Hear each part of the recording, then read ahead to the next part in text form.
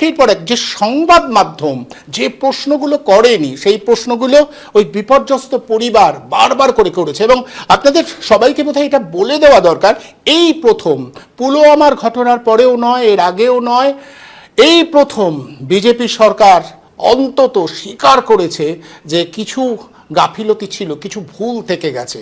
তাদেরই মন্ত্রী সর্বদলীয় বৈঠকে শেষ পর্যন্ত স্বীকার করতে হয়েছে কোথাও একটা খামতি ছিল। এটা এই যে স্বীকার করতে তারা বাধ্য হলো, এর পিছনের কারণটা হচ্ছে মানুষ, সেই মানুষ যারা প্রশ্ন করছে, একেবারে সাধারণ মানুষ, তাদের জীবনের অভিজ্ঞতার ভিত্তিতে প্রশ্নগুলো করেছে। ওই গুজরাট থেকে গেছিলেন শীতল কালাঠিয়া তার স্বামী তার সন্তানকে নিয়ে গেছিলেন। শীতল কালাঠিয়ার স্বামী মারা গেছে। শীতল কালাঠিয়ার সঙ্গে দেখা করতে গেছিলেন একজন বিজেপির সাংসদ। কি প্রশ্ন করলেন? সরাসরি বললেন যে আপনারা দায়ী। আমি শোনাবো, আমি পিসিআরকে বলবো সেই বাইকটা একটু শোনাতে, যে কি বলছে শীতল কালাঠিয়া। এটা হচ্ছে কেন্দ্রীয় সর্বদলীয় বৈঠকের পরে, সর্বদলীয় বৈঠকের পরে কিরেন রিজিজু স্বীকার করছেন যে সমস্যা থেকে গেছিল, আমরা মানছি কিছু সমস্যা থেকে গেছিল, বিভিন্ন দলের সদস্যরা প্রশ্ন করেছেন, আমরা দেখছি গোটা বিষয়টা কেন এমন হলো, এরপরে যাতে না হয় সেটাও আমরা দেখব। একদম পরিষ্কার এই কথাটা বলছেন, যদি শোনানো যায়। ब्रीफिंग किया गया है, घटना कैसे हुई और कहां चूक हुई इसका भी बताया, और जो जगह जहां घटना हुई उस जगह में वो मेन रोड पे नहीं है, पैदल चलना पड़ता है या घोड़ा से चलना पड़ता है, जो लगभग वहां से 2.5 घंटे 2 घंटे दूर जिस मीडो से जहां ये घटना हुई उसके बारे में बताया, और सब पार्टी को बताया कि सब कुछ अच्छा चलते हुए भी ये घटना एक चूक हुई है और इससे सब दुखी है, और ऐसा घटना आगे नहीं होना चाहिए, इसके लिए क्या क्या प्रबंधन किया गया है इसके बारे में ऑफिशियल्स अपने ब्रीफिंग में एक्सप्लेन किया है।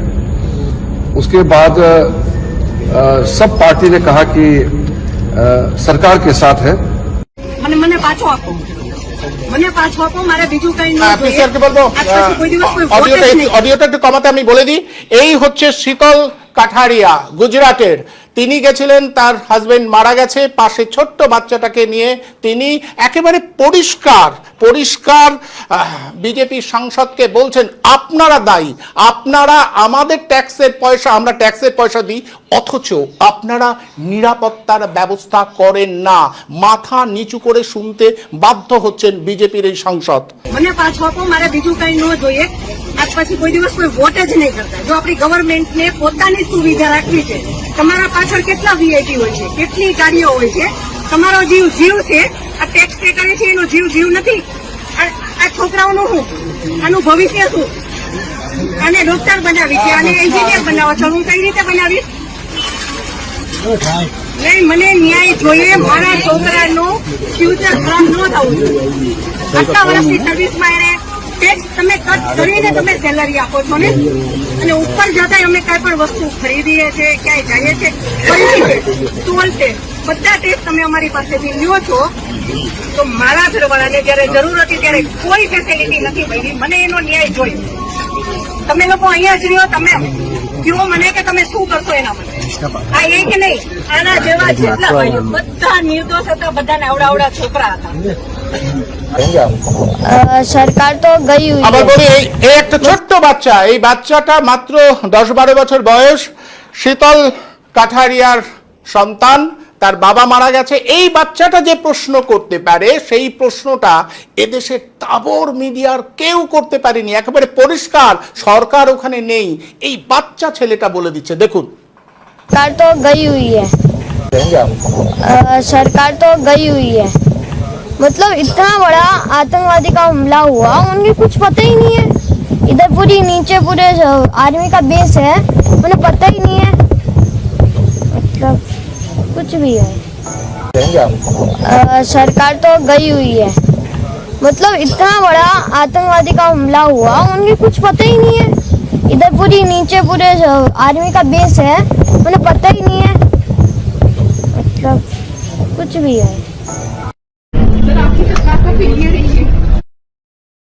ওখানকার মুখ্যমন্ত্রী ভজনলাল শর্মা একই রকম ভাবে তীব্র বিদ্রুপ, মাথা নিচু করে হাত জোর করে থাকতে হয়েছে মুখ্যমন্ত্রীকে। लगाने से क्या होगा सर? आपकी सरकार का फिर ये रही है, अब यहाँ पे सिक्योरिटी लगाने से क्या होगा सर? आपकी सरकार का फिर ये रही है, अब यहाँ पे सिक्योरिटी लगाने से क्या होगा?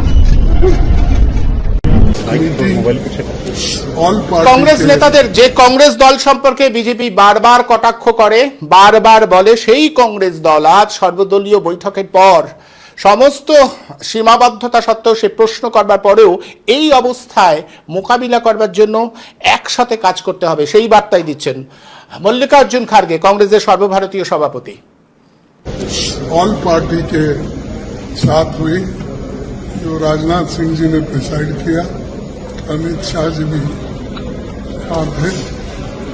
हमने सब लोगों ने मिलके जो पहलगाम में इंसिडेंट हुआ है उसको सभी लोगों ने कंडम किया, ऑल पार्टी इरेस्पेक्टिव ऑफ ये वो ऐसा कुछ।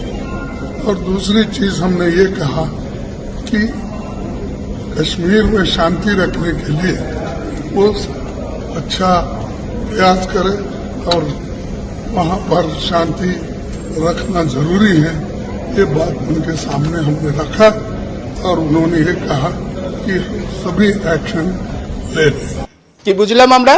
যে প্রশ্নগুলো মিডিয়ার করা উচিত ছিল, যে প্রশ্নগুলো প্রথম দিন থেকে ওঠা উচিত ছিল, সুমন বলছিলেন যে এটা দুর্বল স্ক্রিপ্ট, কিন্তু সেই স্ক্রিপ্টটাকে ধরে দিচ্ছেন কারা? সেই মানুষগুলো যারা প্রত্যক্ষদর্শী, যারা জীবনের অভিজ্ঞতায় বুঝেছেন, তারা ধরে দিচ্ছেন, অন্যেরা বুঝতে পারছেন। আমি সুমনের কাছে আসবো। সুমন, আপনি দেখলেন, আপনি একের পর এক বিভিন্ন জনের প্রতিক্রিয়া দেখালেন এবং সরকার যে নরম হয়েছে তার কারণ ধরে ফেলেছে, তাদের এই সীমাবদ্ধতা কোথায় তারা কাজ করেনি সেটা ধরে ফেলছেন, প্রশ্ন করছেন, একেবারে বিপর্যয়ে পড়েছেন যারা, তারাই।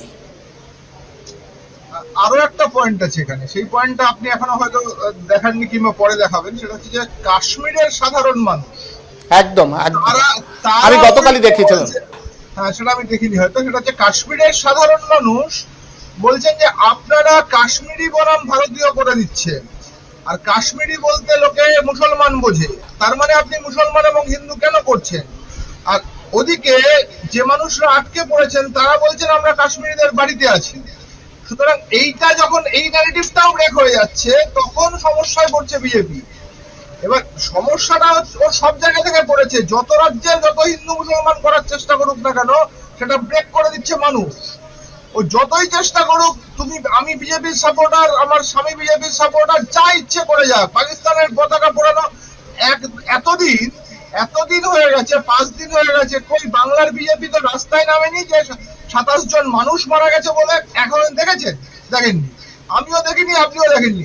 ওরা এখন কি করে এটা থেকে ফায়দা তোলা যায়, কোথায় বারুইপুরে 2 জন কাশ্মীরি আছে তার ডিশ অ্যান্টেনাকে দিয়ে এইসব ফেসবুক পোস্ট দিয়ে সে বিরাট নাম কেনার চেষ্টা করছে। এবার ঘটনাচক্রে আমাদের আদালতগুলো এমন একটা অবস্থায় পৌঁছে গেছে যে তাকে রক্ষা কবচ দেওয়া হচ্ছে, যদিও তাকে অ্যারেস্ট করলে বিষয়টা আরো অন্যদিকে চলে যাবে, সেটাতে অন্যরকম সমস্যা হতে পারে, সেটা আমি বলছি না। কিন্তু তার এই ইনভেস্টিগেশন একটি চ্যানেলের মাথারা সামনে যেভাবে, মানে কি বলবো এটাকে, মানে বেরিয়ে গিয়ে যে মানুষগুলোর কথা আমি নাম নিচ্ছি না, সেই মানুষগুলো বাড়িতে গিয়ে নিজেরা ভালো করে ঘুমোতে পারেন তো? এই ইনস্টিগেট করার পরে রাত্রিরে তো মানুষকে ঘুমোতে হয়। মানে এই 27 জন মানুষের মৃত্যুর পরে যান আপনারা বেরিয়ে যান, যান আপনারা দেশ ছেড়ে চলে যান, এইসব চিৎকার চেঁচামেচি করার পরে রাত্রিরে নিজেরা ভালো করে ঘুমন তো? আমরা নয় ঘুমাতে পারবো কি পারবো না সেটা পরের বিতর্ক, কিন্তু উনারা ঘুমান তো? এই ঘুমটা হয়তো শুধু টাকাতে কিন্তু ঘুম হয় না। মানে মানুষ কিন্তু ওই যে বললাম, ওই যে বাচ্চাটিকে দেখালেন, ওই নীরেন্দ্রনাথ চক্রবর্তীর সেই বিখ্যাত কবিতা উলঙ্গ রাজা, রাজা তোর কাপড় কোথায় বলে দিয়েছে। এর চেয়ে ভালো আর কি হতে পারে? একটি বাচ্চা ছেলে প্রশ্ন করে দিচ্ছে সরকার তো গেই হুই হ্যায়, আর মানে এইটা তো মুখে থাপ্পড়, মানে গোটা সরকারের মুখে থাপ্পড় পড়ে গেছে যে একটা বাচ্চা ছেলে এই প্রশ্নটা করে দিচ্ছে সরকার তো গেই হুই হ্যায়। ইতনি বাড়ি, মানে এত বড় একটা ঘটনা ঘটেছে, নিচে আর্মি বেস, কেউ কিছু জানে না। এই সব প্রশ্ন যখন মানুষের কাছ থেকে উঠে আসে তখন বুঝতে হবে যে সত্যি সরকার তো গেই হুই है ও চেষ্টা করেও আর হবে না বিহার ইলেকশনে ক্যাম্পেইন করেও বিহার বার করতে পারবে না এত সোজা খেলা নয়